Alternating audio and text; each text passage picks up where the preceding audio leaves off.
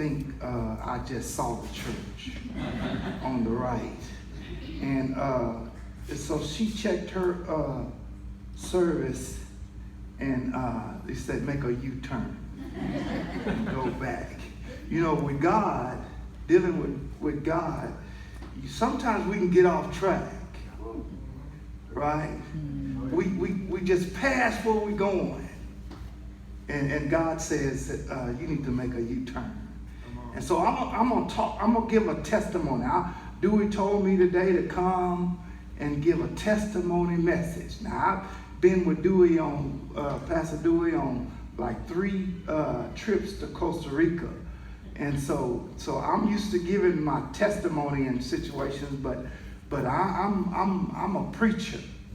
I've been preaching since I was like 34 years old. So something got in the way of that earlier. But we're gonna have some fun today, and we're gonna be serious today. But we're gonna let the Lord have His way. Amen. Amen. I want to get my wife, Rosemary. That's my wife, y'all.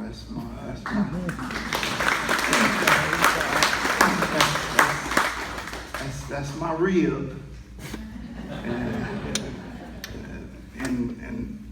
And for those that are married, you need to have a rib, a good rib. Because when you have a good rib, everything goes down easy and good. So I thank the Lord for today. We've been married 19 years, and I have 2 granddaughters over there. We have 12 grandchildren, but 2 of them came with us today.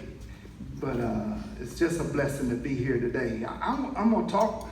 My topic of discussion going to be today is going to come out of Genesis chapter 12, where God told Abraham to get out of his country and go to the place where He was going to show him. He was going to show him somewhere to go, but He didn't show him where to go. Right? And so my journey, we're going to talk about my journey, but we're going to talk about how God made a way through the journey. And all of us got journeys.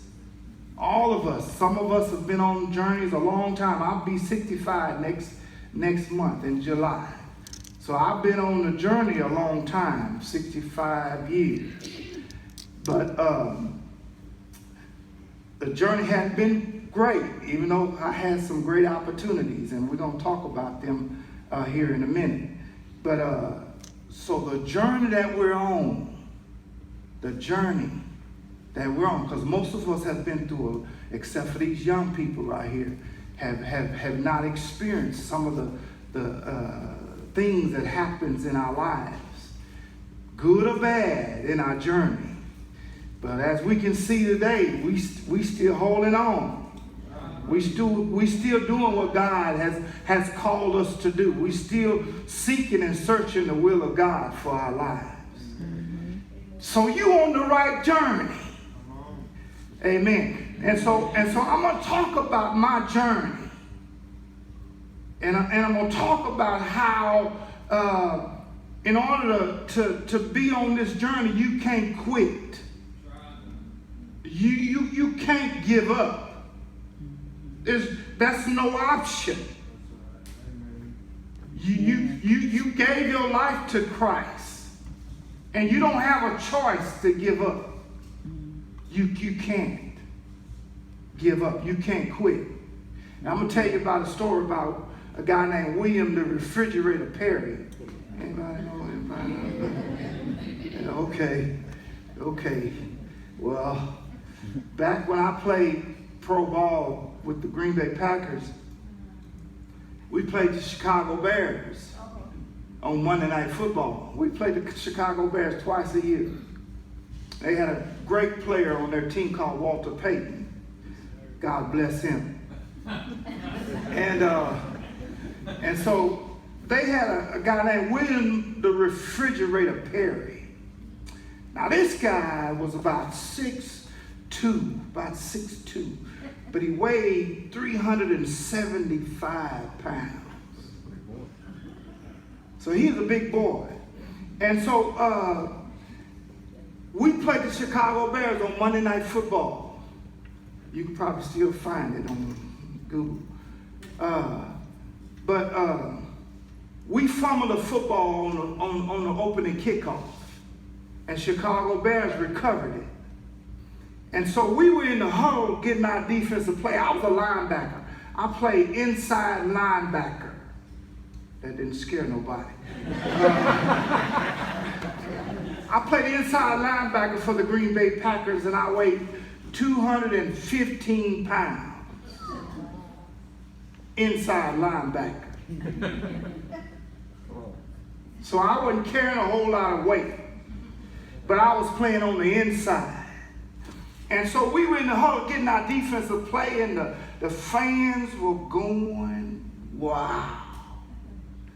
Because William the Refrigerator Perry was coming off the sideline, coming into the huddle.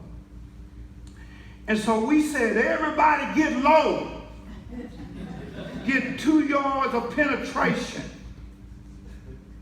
And I was 215 pounds. And so at the snap, I was thinking to myself, how am I going to deal with him? Because you got Walter Payton.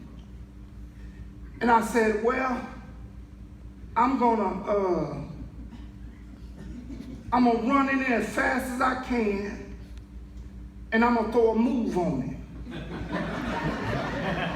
So Jim McMahon was the quarterback at that time. And so I was thinking, I'm gonna make a move. Jim McMahon called an audible. An audible is when you have something good, you switch to that play, right? And so I was lying on the other side of the fridge, and they called an audible to put fridge on my side. I said, I'm gonna have to bring it. And so at the snap, I ran in as fast as I could, and I threw a move on him, trying to make it to Walter Payton. And he caught me on my right side and took me all the way back to the end zone. Put me on my back in the end zone. And I was so embarrassed.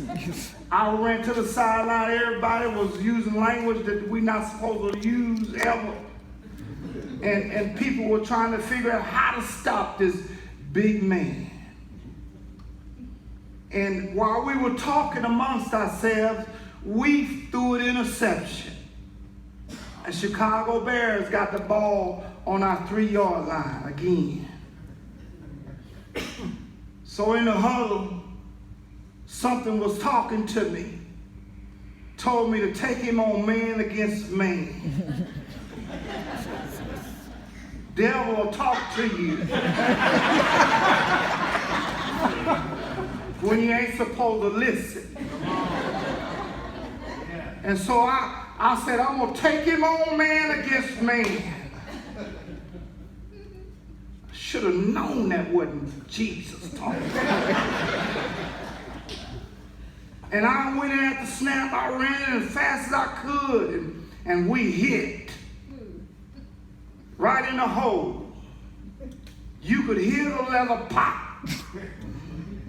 I got underneath his shoulder pads, and I had the best form I ever had as a pro. 2 seconds later, I was in the end zone again. Wondering what just happened to me.